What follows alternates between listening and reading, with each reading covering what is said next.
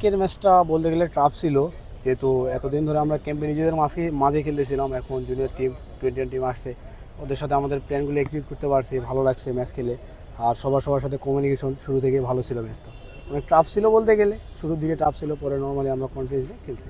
আজকে বলতে গেলে আমাদের ছোটো ছোটো কিছু ল্যাকিংস আছে, যেগুলো বড় ভাইরা চাচ্ছে বল আমরা জুনিয়ররা দিতে পারতেছি না, বা বড় ভাইরা দিতেছে আমরা ধরে পারতেছি না। একটু ছোটো ছোটো বেশি ল্যাকিংস নেই বুঝাতে গেলে, ছোটো ছোটো ল্যাকিংস আছে। সে অলওয়েজ চাচ্ছে যে আমরা ছোটো ছোটো পাস খেলে যেন আমাদের কনফিডেন্সটা বিল্ড আপ করি। সে লং পাস চাচ্ছে না, ছোটো ছোটো পাস খেলতে বলতেছে।